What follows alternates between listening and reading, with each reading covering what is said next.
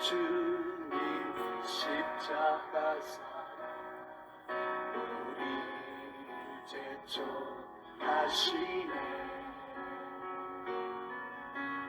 오늘 들고 예루살렘 향해 일어나 너 거침없이 나아가라.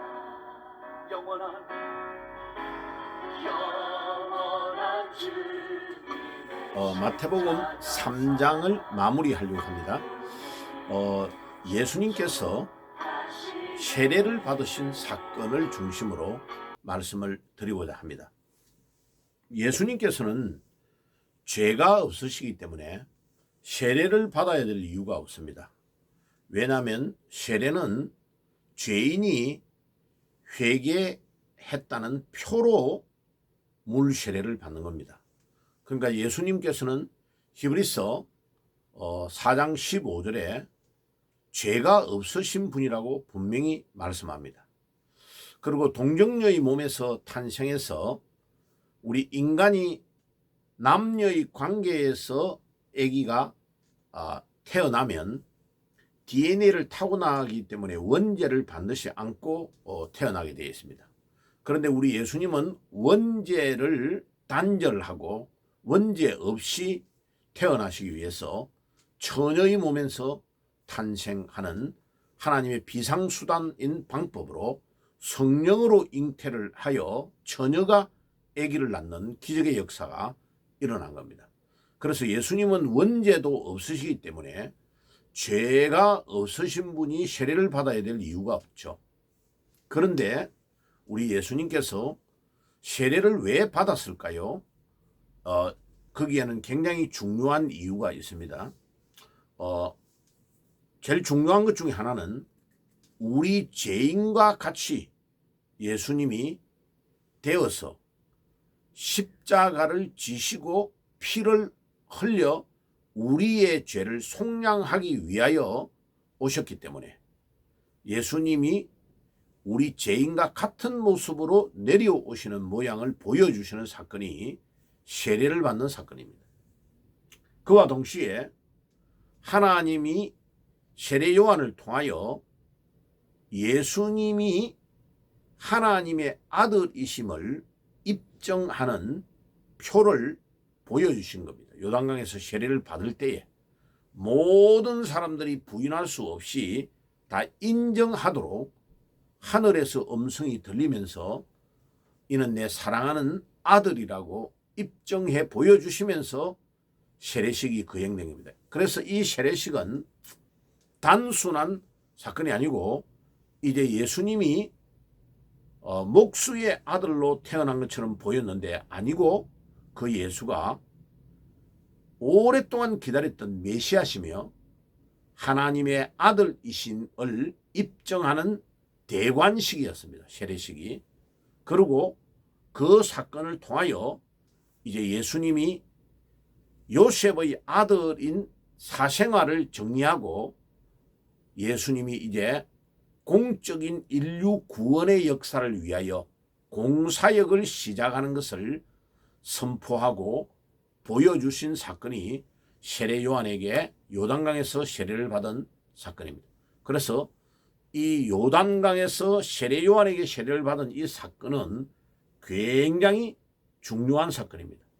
예수님이 사적인 생활에서 공적인 생활로 전환되는 순간을 보여주시는 사건이고 예수님이 메시아이시고 하나님의 아들이심을 입증하는 사건인 동시에 예수님이 죄가 없는데 죄인의 모습으로 내려오셔서 세례를 받으심으로 우리 죄인들도 죄를 회개한 표로 세례를 받아야 된다는 모범을 보여주신 사건입니다. 그래서 여러 가지의 뜻이 포함되어 있는 세례식인 것입니다. 그래서 굉장히 그 부분을 우리가 이해를 잘해야 되고 그 다음에 왜 하필이면 그 많은 사람 가운데 세례 요한에게 세례를 받았을까요? 대제사장도 있고 예루살렘에 가면은 대단한 인물들이 있는데 그들에게 세례를 받지 않고 유대 광야에서 약대 트롯을 입고 허리에 가죽띠를 띠고 메뚜기와 석청을 먹고 있는 털보 아저씨에게 6개월 예수님보다 먼저 난 세례 요한에게 왜 세례를 받게 할까요? 그것은 하나님의 작품입니다. 세례 요한이 정한 게 아니고 하나님께서 700년 전부터 이사야 40장 3절에 세례 요한이 탄생해가지고 광야에서 외치는 자가 나타날 것이고 그가 주의 길을 평탄케 할 자다 라고 선언한 그대로 세례 요한이 탄생된 겁니다. 그래서 세례 요한도 비범한 인물입니다.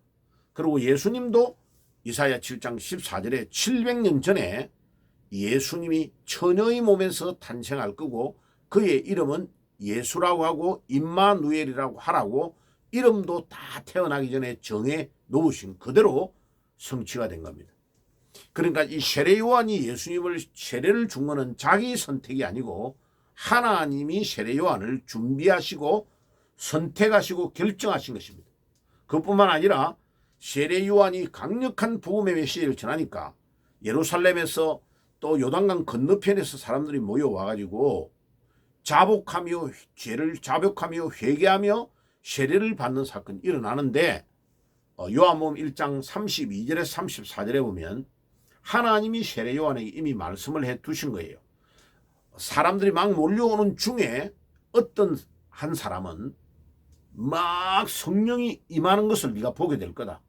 그러면 그분이 모든 인간에게 세례를 줄 때에 성령으로 세례를 주는 분이다라는 걸 네가 알아야 된다. 그리고 그분이 하나님의 아들이시다라는 걸 네가 알아라.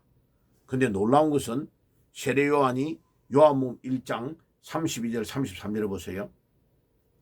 나도 누군지를 몰랐다. 누가 그런 분인지를 몰랐는데 세례를 주고 하나님이 시키는 대로 하고 있는데 이 예수가 딱 오셨는데 성령이 그에게 막 하늘이 열리고 임하는 것을 보고 그분이 성령으로 세례 줄 분이신 것을 알게 되었고 하나님이 미리 자기에게 이야기했으니까 그분이 바로 하나님의 아들이심을 알게 되었고 내가 아무리 만류를 해도 하나님의 뜻을 을을 이루기 위하여 세례를 받아야 된다고 하니까 내가 세례를 준 것이다 라고 말하고 있는 것입니다. 보세요.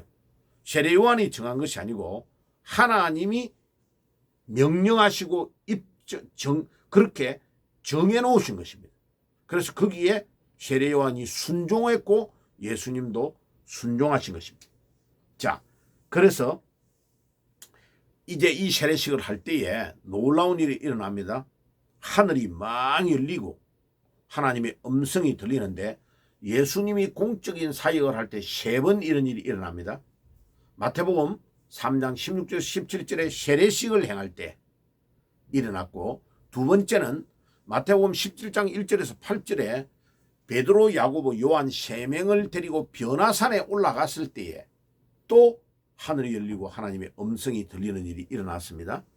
마지막 3번째는 예수님이 십자가 지셨을 때 십자가 위에서 7마디의 말씀을 하시잖아요. 그리고 엘리 엘리 라마 사박다니 막 하는데 하늘이 캄캄해지고 막 지진이 일어나고 엄청난 역사가 일어나서 사람들이 나중에 봐요. 그 이적과 기사가 일어나는 걸 보고 이분이 하나님의 아들이었다라고 입증을 하죠. 예, 그게 마태복음 27장 51절에서 54절에 기록되어 있습니다. 자, 그러므로 예수님이 하나님의 아들이심을 입증하는 초대형적인 하늘이 열리는 기획의 역사가 공사역에 3번이나 이렇게 일어나게 되었다. 그러면 우리는 우리의 남은 삶을 정말 이 하나님의 아들이시며 메시아이신 이 예수님을 위하여 세례 요한처럼 우리 삶을 집중하면 우리는 성공하는 것입니다. 모든 것 다 얻어도 예수님 놓치면 실패. 그런데 모든 것 다 잃어버려도 예수님 한 분을 모시고 진짜 내가 있으면 나는 인생에 성공한 자입니다. 여러분 오직 예수만 모시고 여러분들이 인생에 승리하시는 분들이 되시기를 주의 이름으로 축복합니다. 기도하겠습니다. 하나님 우리 아버지 감사합니다. 세례 요한이 예수님을 세례를 줄 때에 하늘이 열리고 하나님의 음성이 들리고 그가 성령으로 세례를 주실 뿐이며 그가 하나님의 아들이심을 입증하였던 것처럼 하나님 우리도 우리의 남은 삶을 이 예수를 증거하는데 예수님을 위해 우리의 삶을 드리는 데에 모든 것을 집중할 수 있도록 축복해 주옵소서. 예수님의 이름으로 기도드리옵나이다. 아멘. 지금은 우리 주 예수 그리스도의 은혜와 하나님 우리 아버지의 사랑하심과 성령님의 교통하심이 오늘도 예수님이 하나님의 아들이심을 믿고 그분에게 우리의 남은 삶을 온전히 드리기를 소원하는 모든 주의 백성들 머리 위에 지금부터 영원까지 항상 함께 계실지어다. 아멘. 영원한 주님 십자가 사랑 우리 이제 쫓하시네 오늘 들고 예루살렘 향해 일어나 너 거침없이 나아가라 영원한